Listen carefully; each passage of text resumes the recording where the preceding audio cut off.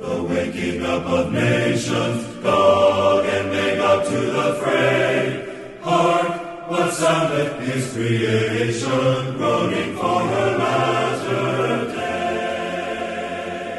The stone the builders rejected, and some of you had questions, and we were not able to entertain those questions last week, so I decided to continue this study today so that we can accommodate some of the questions some of you had. Let me read a statement here for you. It's taken from Testimonies, Volume 5, page 706 and 707. It says, "The fact that there is no controversy or agitation among God's people should not be regarded as conclusive evidence that they are holding fast the sound doctrine. There is reason to fear that they may not be clearly discerning between truth and error.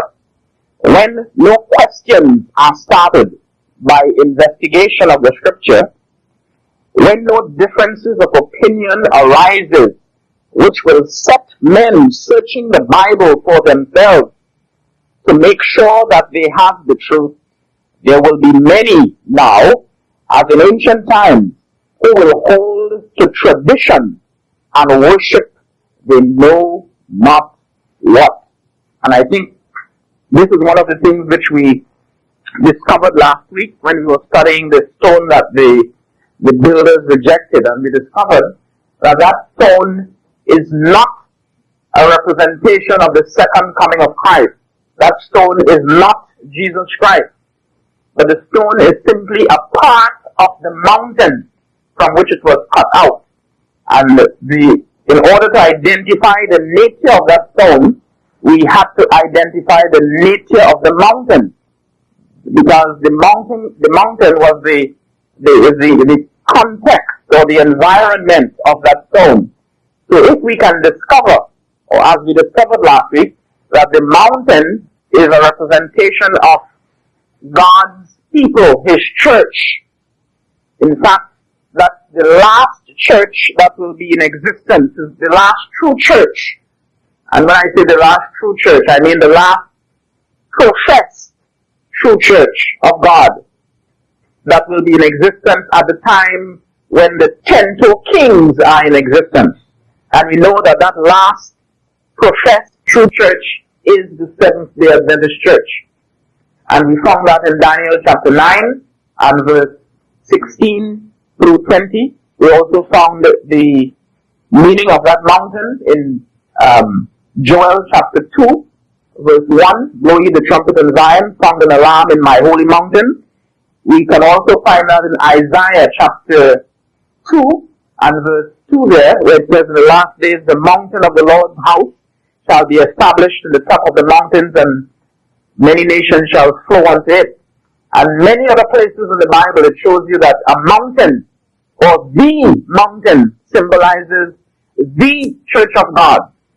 And so we see then that the mountain, Daniel was praying for this mountain. We find that in Daniel chapter 9 there, and verse 16 through 20.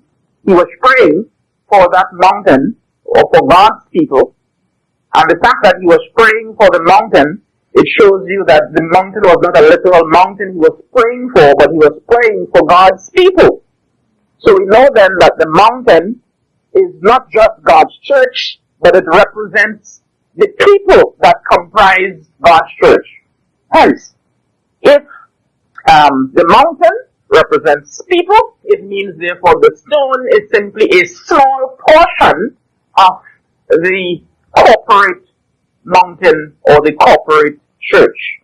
We also discovered that anciently, when David slew Goliath, when he took that stone from his shepherd's bag, that David represents Christ, who will take from his shepherd's bag as the good shepherd, as we find that in John chapter 10 there, from his shepherd's bag. So we see therefore that ancient David, the shepherd boy, who had this shepherd's bag, and from it he took one of 5 stones that he had in it, and he threw that stone with his sling, and he hit Goliath, and Goliath came crashing down. Similarly, when Christ reaches into his shepherd's bag, the Bible, he will find a people who will be that compacted stone in Daniel 2, and he will swing that stone. We discovered it's the 144,000, and it's the 144,000 who will bring that image of Daniel chapter 2 crashing down, as David did anciently in type when he brought Goliath crashing down. We see also that that stone represents a kingdom that he promised to set up in the days of those 10 kings, not after they are destroyed, but while they are in existence. In the days or during their days, he will set up a kingdom. And it, that is the stone, or the people who he will cut out from the mountain, and he will have them together as a compacted stone, as a kingdom, where he will be king, as how David was the one who was in charge of that stone in his shepherd's bag. Christ, antitypical David, will be king.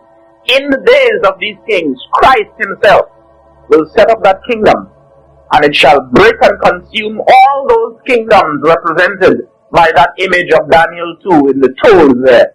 And it, that the kingdom or the stone or the people from that mountain shall stand forever. And it says the stone will grow and become a great mountain and fill the whole earth. And that is a representation of the work that those 144,000 people, those stone people, will do for Christ in bringing converts into his church.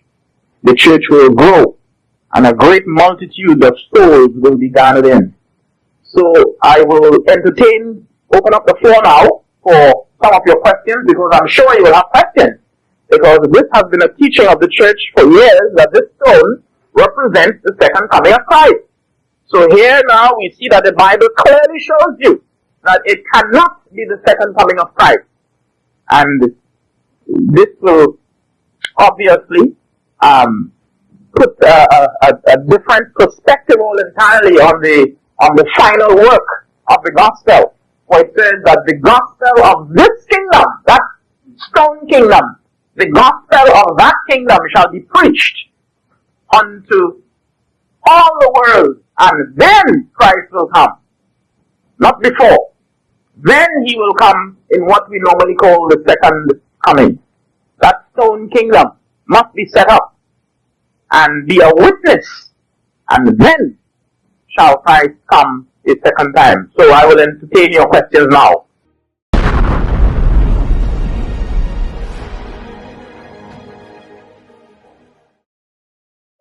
Follow our studies at Solemn Thought Ministries on YouTube to learn more.